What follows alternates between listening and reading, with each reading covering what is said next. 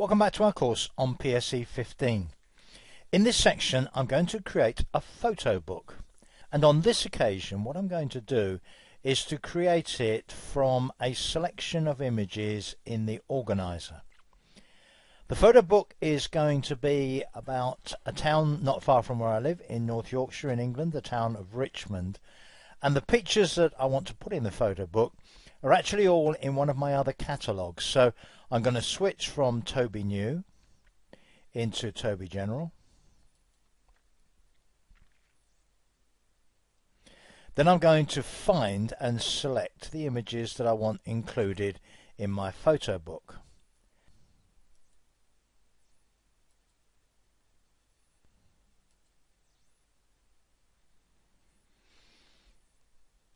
Okay, that's my selection.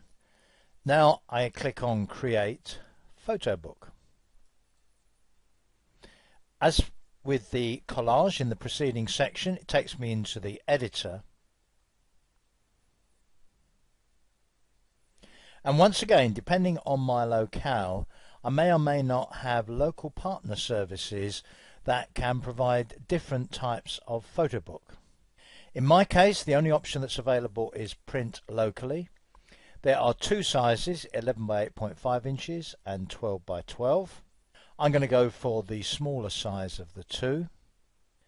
And then with that size, I have a number of available themes. Let me just go through the themes, have a look, see which one I think is most suitable. Well, it's not Celebration or Cherish, it's certainly not Christmas. So having been through the available themes, I think I'm going to go for trips. Now, as before, I have the option of autofill with selected images. On this occasion, as I have already selected the images in the organizer, that should save me a certain amount of time.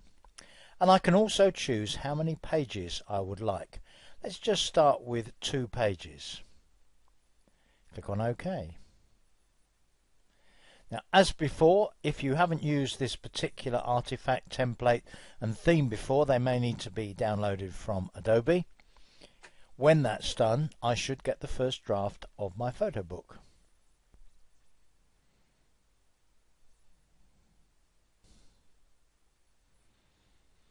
And there it is. Now, as you can see, if you look over at the panel on the right, I have a title page which has one of my images on it. On this occasion, this is one of my images, not a standard one. And then I have pages 1 and 2. If I click on those in the panel on the right, I can see that pair of pages. And again, these pages are populated by the images that I have selected in the organizer. I think I've got quite a bit of work to do on this photo book, so I'm going to save it now but not close it. I'm saving it, shall we say, for safekeeping, and then I'll periodically save it again while I'm working on it. The project file is going to be called Richmond North Yorkshire photobook.pse. On this occasion I am going to include it in the Elements organizer. Click on Save. My photo book is now saved. Let's now do a little bit more work on this photo book. First of all, on the right, the panel that's currently open is the Pages panel. You can see it selected at the bottom, and this shows the pages of the photo book.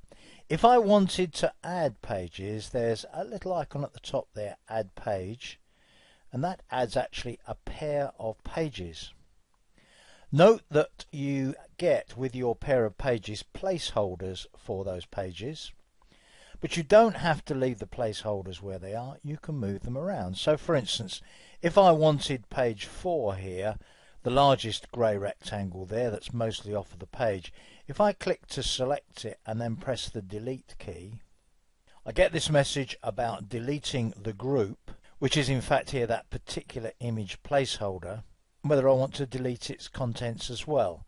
Well, at the moment, by default, group and contents, I don't want any sign of that placeholder at all.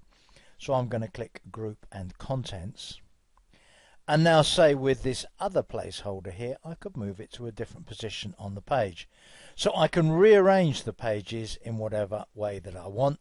And of course, I can use selected images here as well and put them on these pages in the positions I want. This can include, of course, using any of the images that I've already used. In fact, I can swap images and so on. In fact, if I go back to pages 1 and 2 and right click on one of the images there, you have a similar set of options to the ones we had when we produced the collage in the preceding section. When it comes to adding images, of course, I can show the photo bin, and if I select show files selected in Organizer, I'll see the Richmond photos that I previously selected, and on these new pages I can of course drag and drop any images that I want, and then of course I can adjust each of those to my own requirements. Apart from the pages option, there's also a layouts option, and if I click on layouts I'll see the layouts panel, and that gives me alternative layouts for each of the pages. So for instance, if I went for that layout for side-by-side pictures, let me click on that. This hasn't been used before, you can tell by the little blue wedge in the corner, so that is now being downloaded and applied, and now my pages look like that. Let me go back to the pages panel. Let's go back to pages 1 and 2. They're still that style, but again I could change the layout for those pages as well if I wanted to. The other option for the panel on the right is graphics, and the graphics really come in 3 groups.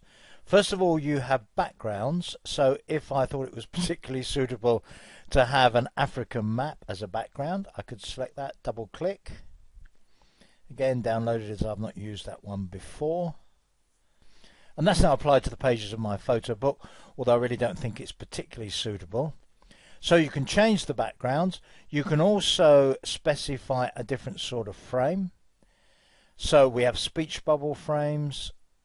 Now let's suppose I like the look of that stamp frame. If I were to select one of my images, say that one, and double click on that stamp frame, that frame will be applied to that image. And then the third option here is graphics. These graphics aren't particularly suitable to Richmond, but if I say double clicked on the compass graphic there, I could place that somewhere on my pages. So they're the options on the graphics panel. Now you probably noticed earlier on that there was text in a few places. Let me go back to the pages here. Let's go to the title page, for example, and we have a couple of lines of text here. Title here, your text here. There is a type tool over here on the left, horizontal type tool, and if I select that and click, I'm going to need to make this box quite a bit longer. When I'm happy with that, commit it. And of course in that way I can do things like add captions to particular images or pages, etc.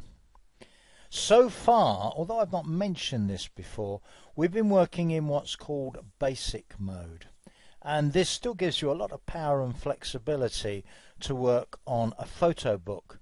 But there is also an advanced mode which you access using this button up on the top left. If you go into advanced mode, then although you're still working on the same photo book, you have pretty much the full set of expert editing facilities available.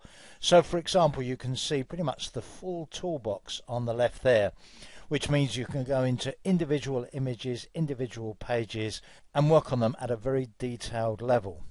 But I'm going to leave you to experiment with that. I'm going to save this as it is and close it, and that's the end of this section. I'll see you in the next one.